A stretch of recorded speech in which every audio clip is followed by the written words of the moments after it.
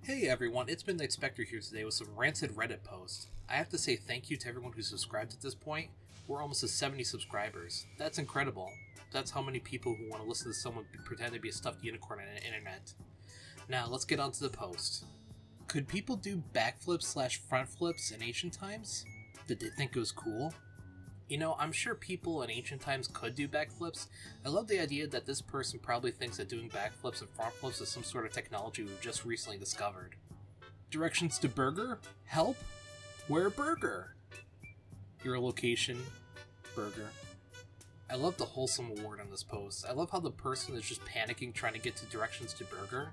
The poor person probably sleep deprived and managing to stay awake while on Ambien, and all they can think about is burger. I really hope they don't plan on driving there, but if they can't navigate Google Maps, I'm guessing they won't be able to stop and start their car. Got a good deal. Got home only to find it in a security case. Any way to remove it without using power tools? Oh, I'm sure it was a quote-unquote good deal for the discount for having 5 fingers, but it usually isn't worth taking it due to the cost of store where you scored this quote-unquote good deal from usually finds a way to recoup their losses. Does anybody remember the shoplifting subreddit a few years ago? It was always such a trip just reading through and seeing people try to rationalize it. I mean, yeah, companies are corrupt and overcharged for their products and services, but this isn't some god mode cheat. Shoplifting just hurts the employees and usually the ones in the bottom rung. I hate tomatoes, I said to myself. Peering out the bus window, I realized we were approaching the tomato factory. Homie, what? They make them.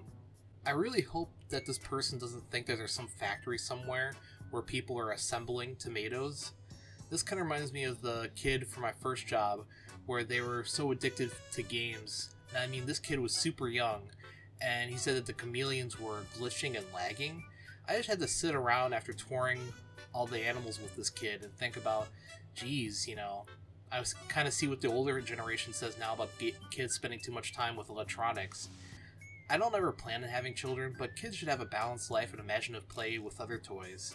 But of course now toy stores are pretty much extinct besides some really boutique stores that sell puzzles and stuff, and let's be honest, kids won't have the patience to put that together.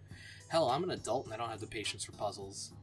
This grocery store robot costs $35,000 and does nothing.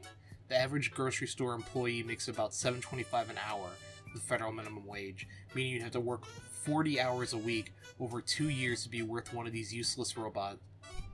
That's how much you're worth these places as an employee. Shoplift every chance you get. If you can steal one of these robots, I'll pay you $500 cash. I desperately want to have sex with it. You can watch for $200. I feel like the person who originally posted this picture just wanted someone to steal a robot and bring it to them.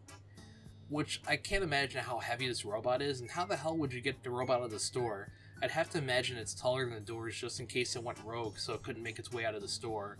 So you at least had to have a 2-person team to carry out the robot on the side.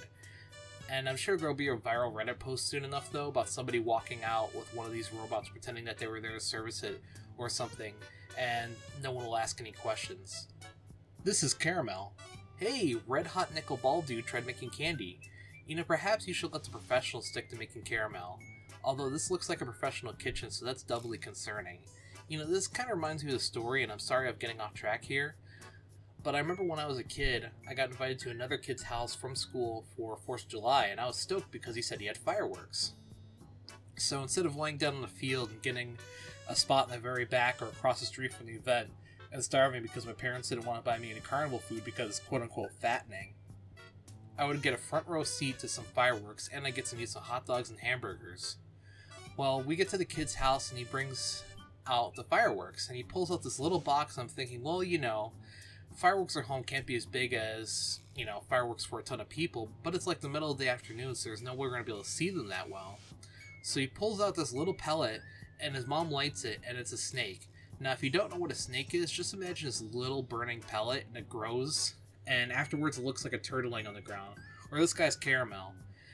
And this Caramel looks kind of like a snake in mid-burn. Is there a way to hide game activity? I lost a bet and had to get a furry game. Now if I open a game, it will publicly broadcast I'm playing the game. How do I make it not? Oh, I'm sure you lost a bet. Like the time I lost a bet and painted my fingernails a glittery pink while my parents were on a trip, and I was left alone for a bit, and I just wanted to see how it felt. and I went out for a bit and spent like 2 hours violently scrubbing my fingers until they were raw, trying to get every trace of nail polish off, and then hiding nail polish supplies in a vent, which I just remembered I forgot about when we moved, so they may or may not still be there. The rice here at home, when made in the slow cooker, always came out with a delicious fried flavor, and we never found out why. Today we opened it for maintenance, and discovered several crackling lizards. This is so gross. Now you're going to make me disassemble every cooking appliance in the house to see if I notice, every time I notice an extra flavor to whatever I cook, to make sure I don't have something awful hidden inside. This is kind of like the dude who bought the Wii or something online and there were a bunch of dirt dauber nests inside, and they were full of paralyzed spiders that were waking up. I mean, what do you even do in this situation? Do you clean it out and keep on cooking in it, or do you throw it out and get a new one? I also can't imagine opening up an appliance like a slow cooker for maintenance. I would just assume that if it stopped working, it was done, and I just needed to get a new one.